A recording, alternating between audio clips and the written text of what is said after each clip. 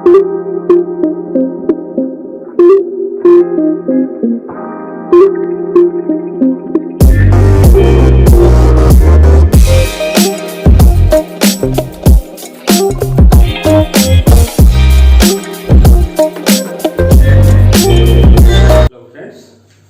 in Accountancy Fever channel and myself Sanju Kumar Mishra.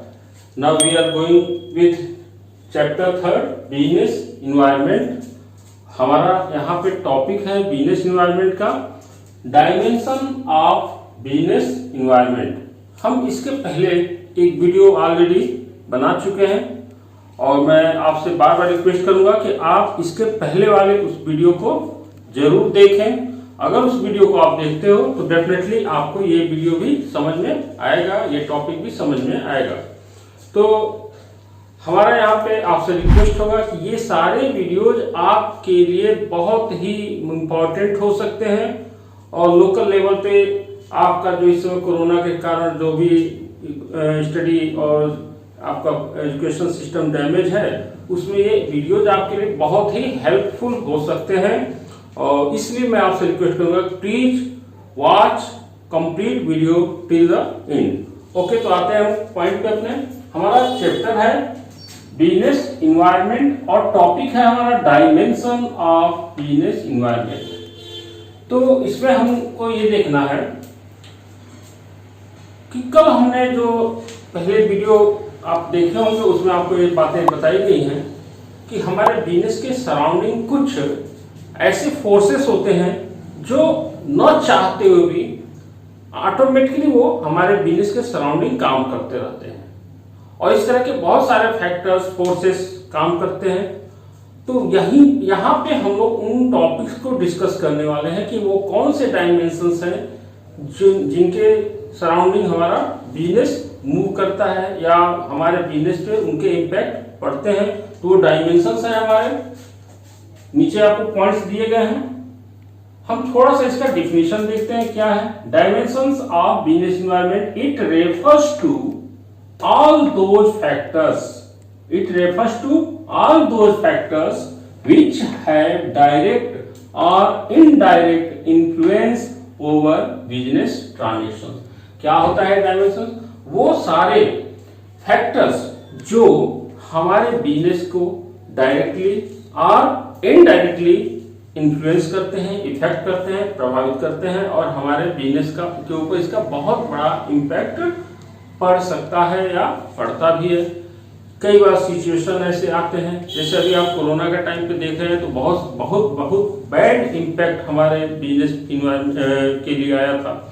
तो हमारा इसमें पहला पॉइंट है इकोनॉमिक इन्वायरमेंट। इकोनॉमिक इन्वायरमेंट यहाँ ये पहला डायमेंशन बताया जा रहा है बिजनेस इन्वायरमेंट का, economic environment. Economic environment refers to the physical policies, industrial policies, monetary policies and banking reform etcetera.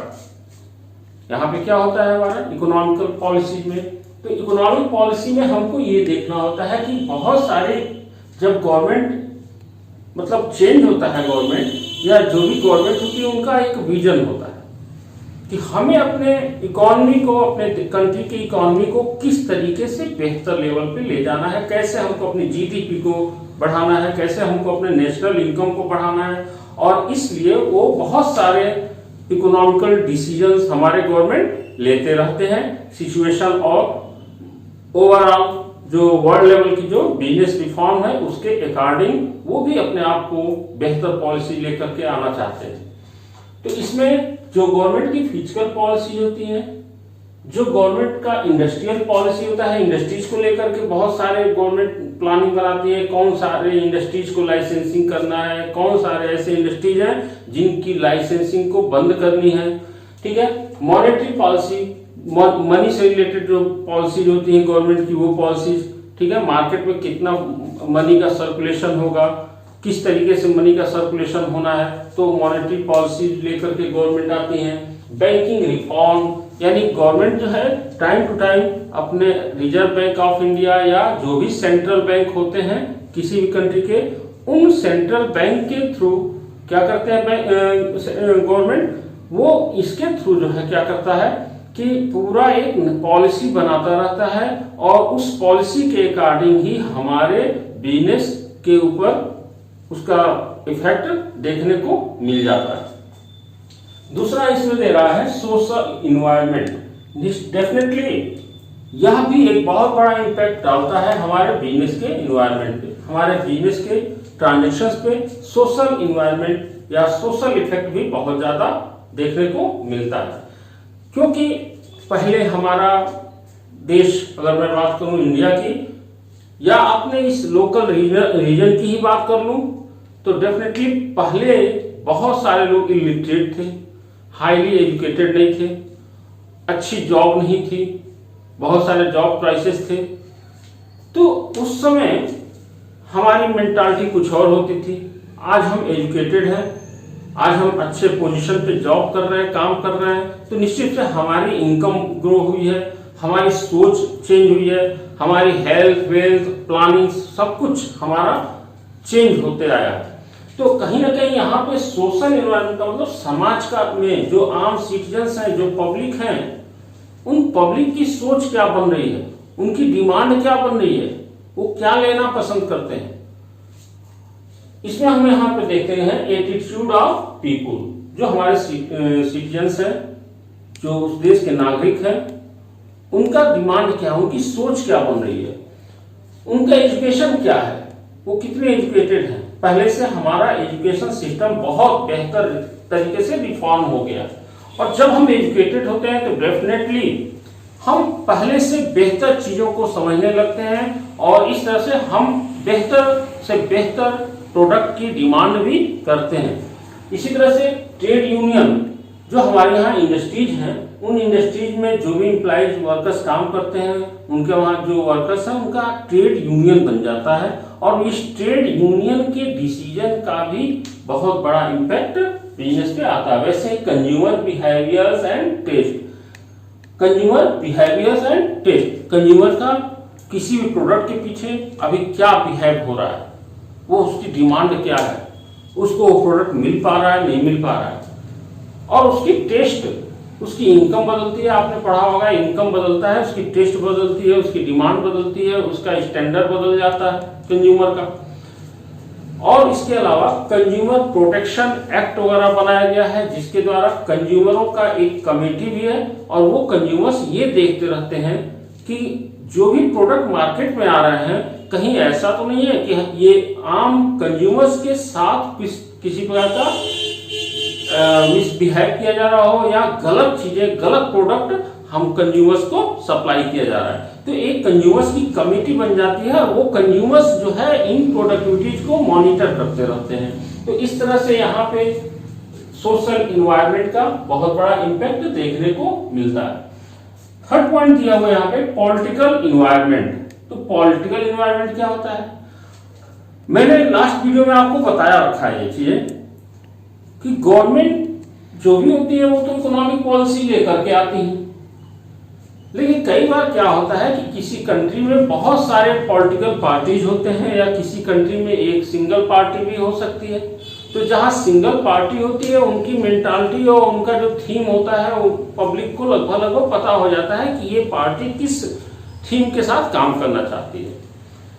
लेकिन कई बार जहां पे बहुत सारे पॉलिटिकल पार्टीज होती हैं, उनकी अपनी अपनी एक विजन होती है, और वो अपने विजन के हिसाब से पॉलिसीज बनाते हैं। तो कई बार क्या होता है, गवर्नमेंट चेंज हो गई, गवर्नमेंट के चेंज होने के बाद गवर्नमेंट अपनी पॉलिसी, अपनी विजन के हिसाब से लाती है, और इस कारण बहुत बड़ा चेंज देखने को मिल सकता है। जैसे आपको मैं एक एग्जांपल देता हूं कि हमारे वहां बिहार में नीतीश जी ने क्या किया, शराब को बंद कर दिया। उन्होंने शराब की सप्लाई अपने वहां बंद कर दी, अपने सिटीजन्स के लिए शराब को बैन कर दिया। उनकी गवर्नमेंट आई, उन्होंने एक डिसीजन ले लिया। ये बहुत बड़ा डिसीजन था। उनका विजन क्या था कि हमारे वहां लोगों की इनकम जो है कम है, और हमारे वहां मैक्सिमम लोग जो है जाकर के शराब का यूज कर रहे हैं, जिससे कहीं ना कहीं इनकम भी डैमेज हो रहा है, और स्टेट की प्रोडक्टिविटी भी डैमेज हो रही है। लेकिन उसका दूसरा एक और एलिमेंट है, दूसरा भी एक फैक्टर है कि शराब से जो गवर्नमेंट को, बिहार गवर्नमेंट को टैक्स आता था, वो टैक्स का कलेक्शन, रेवेन्यू गवर्नमेंट की क्या हो गई, कम हो गई। लेकिन मोदी नीतीश जी को पता था कि हमें भले रेवेन्यू कम हो जाए, मुझे मंजूर है, लेकिन हमारे वहां के लोगों को ये शराब बैन करके उनको शराब से दूर करना है। तो ये उनकी पॉलिसी आ गई। आपको इसी तरह से एक और एग्जाम्पल दें कि कई बार क्या होता है, जैसे आंध्र प्रदेश में चंद्रबाबू नायडू जी की सरकार बनी और चंद्रबाबू नायडू जी ने क्या किया कि वहां पे कंप्यूटर टेक्नोलॉजी जो है, आईटी से रिलेटेड जो टेक्नोलॉजी है, उन्होंने आंध्र प्रदेश में स्टैब्लिश किया। उनकी पॉलिसी थी, उनका विजन था कि हम यहाँ पे आंध्र प्रदेश में एक बहुत बड़ा आईटी हब बनाएंगे और वो उसमें सक्सेस हुए। अगर देखा जाए तो आज उस एक समय आया था कि जब फेमस हो गया इस बात के लिए आंध्र प्रदेश, कि आंध्र प्रदेश को हैदराबाद जो बोलते हैं वहाँ की कैपिटल है, तो हैदराबाद की जगह पे उसका नाम साइबराबाद रख दिया गया।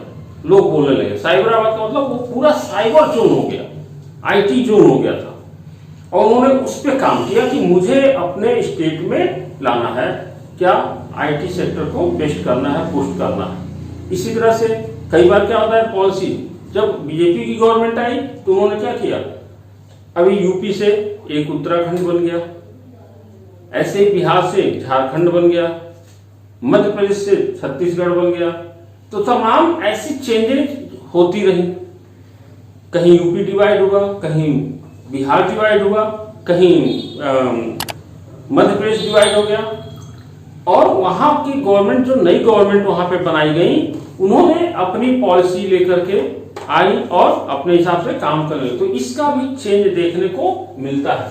नेक्स्ट पॉइंट दिखता है यहाँ पे, legal environment. Legal environment refers to economic laws, commercial laws, labour laws, industrial laws and court decisions. यानी क्या होता है इसमें लीगल इन्वायरमेंट, हमारी जो इंडियन कॉन्स्टिट्यूशन है और उसके कुछ प्रोविजंस हैं। तो कई बार जो हमारा संविधान है, हमारी जो संविधान में दिए गए नियम हैं, रूल्स हैं, उनके हिसाब से बहुत सारे इकोनॉमिक लॉज जो बनते हैं, उनके हिसाब से हमको अपने बिजनेस को ग्रो करना होता है। उन लॉज को हमको केयर करना होगा। कॉमर्शियल लॉज, बहुत सारे कॉमर्शियल लॉज बनाए गए हैं, उसके बहुत सारे जो है ऑर्गेनाइजेशंस हैं जो कि ये कॉमर्शियल जो भी एक्ट्स बनाए गए होते हैं वो उस पर काम करते हैं और उन बनाए गए एक्ट्स के हिसाब से काम करना होता है। Labour law and industrial law. तो labour law and industrial law में क्या होता है, पहले आप देखो तो बचपन में बहुत सारे ऐसे बच्चे थे जिनकी इकोनॉमिकल स्थिति उनके घर की अच्छी नहीं थी, तो वो बच्चे 14 साल से कम उम्र के बच्चे काम पे जाते थे। गवर्नमेंट ने इस पे बहुत बड़ा एक्ट बनाया, कानून बनाया, लेबर एक्ट बनाया और गवर्नमेंट ने बैन किया कि नहीं, अब हमारे वहां छोटे बच्चे मजदूरी नहीं करेंगे। वैसे ही महिलाओं के लिए अलग पॉलिसी बनाया, एक्ट बनाया। तो लेबर लॉ के थ्रू जो है बहुत सारे चेंजेस आ सकते हैं।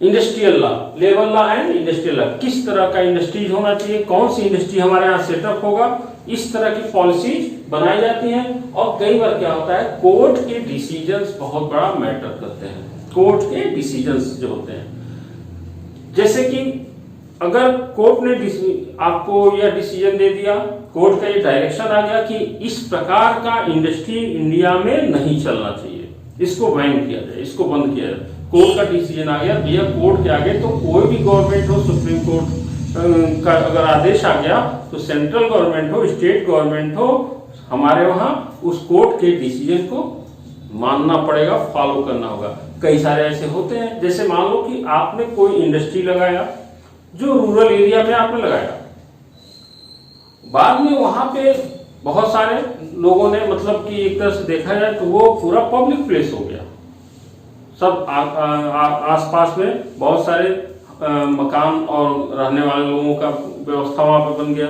उससे क्या हुआ, वहां पे इंडस्ट्रीज था और उस इंडस्ट्रीज के आसपास में बहुत सारे लोग जब वहां पे सेट हो गए तो क्या होता है, वो उनके लिए पॉल्यूशन के लिए का कारण बन जाता है, वो पॉल्यूटेड होते हैं। कई बार इसके लिए लोग कोर्ट में चले जाते हैं कि इस फैक्ट्री को बंद किया जाए। तो ऐसे में हमको कई बार अपना वो फैक्ट्री क्या करना होगा, पैकअप करने की जरूरत पड़ जाती है, पैकअप करना। तो कोर्ट का डिसीजन हो गया, इंडस्ट्रियल लॉ और labour law, commercial law, economic law, इन सभी कानूनों को, एक्ट्स को हमें एडॉप्ट करना पड़ जाता है। हमारा टॉपिक है यहाँ पे 5th पॉइंट, टेक्निकल इन्वायरमेंट, यानी चेंजिंग टेक्निकल इन्वायरमेंट भी यहाँ क्या हो सकता है, dimension of business environment. Business environment में एक डायमेंशन यहाँ पे बताया गया है, चेंज इन टेक्निकल इन्वायरमेंट, यानी कि अगर टेक्नोलॉजी में चेंज होता है तो इसका भी इम्पैक्ट, इसका भी असर हमारे बिजनेस फॉर्म्स या ऑर्गेनाइजेशंस पे निश्चित रूप से आएगा।